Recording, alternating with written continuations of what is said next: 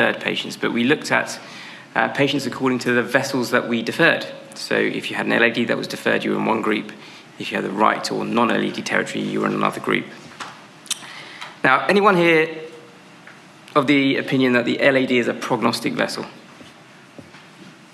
Hands up.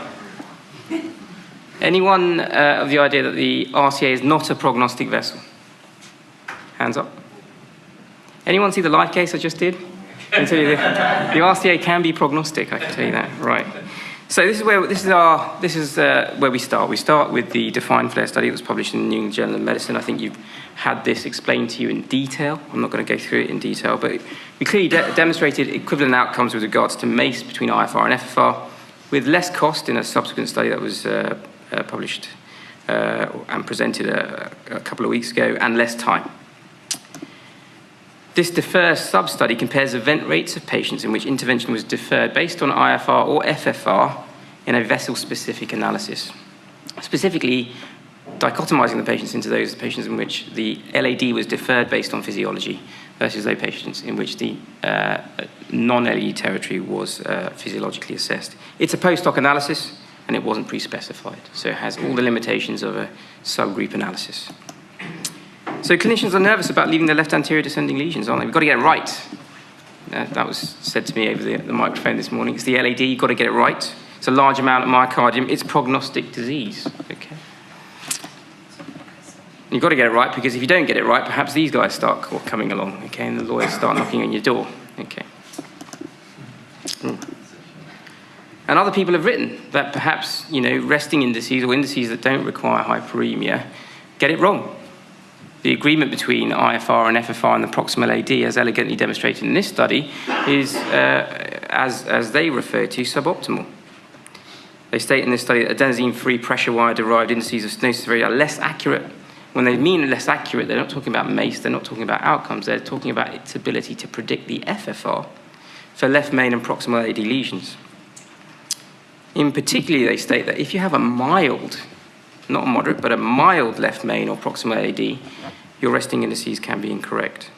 Again, this was a post-hoc analysis of the contrast study, and interesting, if you look through this paper, each assessment of the LAD required a different amount of contrast, so it wasn't quite as rigorous as I initially had thought. And again, not pre-specified, but you can't hold that against them.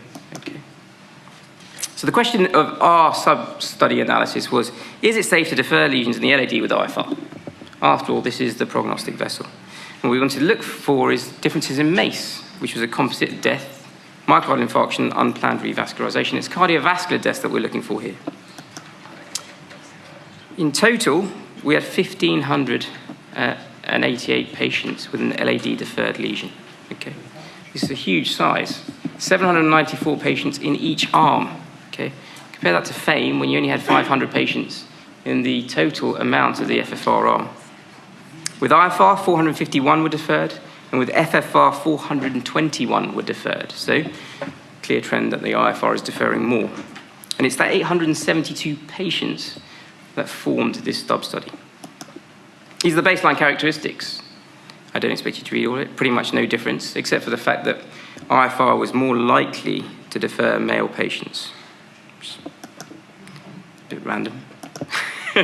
And these are the outcomes, okay? Pretty stark. iFR deferral results in lower MACE rates if you're looking at the LAD. So if you have a patient with a moderate lesion in the LAD and you defer based on the iFR, your event rate, MACE, death, unplanned revascularization at 1 year is about 2.5%. It is double that if the FFR is negative. All right, so it's about 5% if the FFR is negative. Very thought-provoking. We weren't expecting such a difference. And it gets more interesting, really. So this is the table breaking down the MACE. You can see a clear difference between overall composite endpoint there of MACE. But if we look closer and see what this difference in MACE is driven by, it's driven by myocardial infarction and unplanned revascularization. If we look at myocardial infarction, we're talking about myocardial infarction not in a different vessel, not in a bystander vessel, but in the target vessel. So you are deferring intervention on that LAD, and they're coming back within that year with a myocardial infarction. Same with unplanned revascularization. Okay, and again, I have to be a bit careful in terms of how strongly I can state these facts, but certainly hypothesis generating. that if you have a deferred lesion of the LAD, you're more likely to come back for a repeat procedure and intervention on that LAD if you're in the FFR arm. Another way of depicting this is hazard ratios, and you can see here the LAD deferred subgroup and the non-LAD deferred subgroup. Okay, so there seems to be a signal that iFR confers benefit in deferral in the LAD over and above other territories. No difference between iFR and FFR in deferral in the non-LAD territory. Again, driven by myocardial infarction in the target vessel and revasc of the target vessel. If we look at myocardial infarction, there are several different types of myocardial infarction. There's periprocedural, there's target vessel, there's non-target vessel, and you can see here the trend towards target vessel myocardial infarction. And again, if you're looking at unplanned revascularization, we're looking at target vessel unplanned revascularization or non-target vessel unplanned revascularization, and you can see again a trend towards significantly higher events in the target vessel. How does this work? Well, Chris has already covered some of this. The relationship between iFR and flow and FFR and flow is somewhat different. This is a study done by my colleague, Ricardo Petrarca, you may have seen earlier on this morning, where he compared over 200 lesions in which we had measured FFR, iFR, and CFR. We compared the FFR to the CFR, and then the iFR to the CFR. With CFR being I like to call it the granddad of coronary physiology. It's ignored in the corner, but actually was an extremely important person. And what you can see here is that iFR has a far stronger relationship with FFR over the entire range, with a p-value of less than 0.01. But if you look at the intermediate range, the majority of patients in the defined flare study, in fact, the majority of patients that you treat in your cath lab are in that 0.6 to 0.9 FFR range. If you compare the FFR to the CFR in this range, or the iFR to the CFR in this range, you can see that iFR is far more representative of underlying flow than FFR. Why is that the case? Well, you can really look back and say, well, who cares about CFR? Why are you making such a big thing about CFR? There's this wonderful study done by Jan Peek. I don't know if anyone here is from the AMC. No. Well, he took a whole load of patients towards the end of the 1990s where you didn't have to do anything with the FFR value. It wasn't in guidelines. And he said, right, I'm going to measure your CFR and I'm going to measure your FFR. And I'm going to just follow you up, bit of medical therapy here and there, and see what happens. He followed them up for 10 years. So this study's never going to be repeated. And this is what we found. So, you know, if your FFR is negative and your CFR is normal, things happen over the 10-year period, okay? All right. If your FFR is positive and your CFR is normal, well, things are more likely to happen over the 10-year period. And when I'm talking about things, I'm talking about MACE events, so unplanned revascularization, myocardial infarction, okay?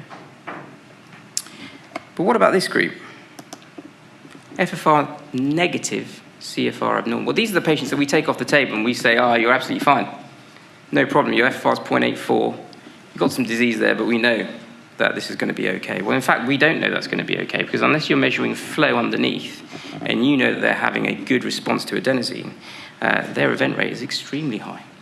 So if we were to have a pressure-only index that agreed with CFR better than FFR, and was able to demonstrate when your CFR is abnormal, your index is abnormal, then perhaps this could explain why iFR is giving lower event rates in the LAD territory.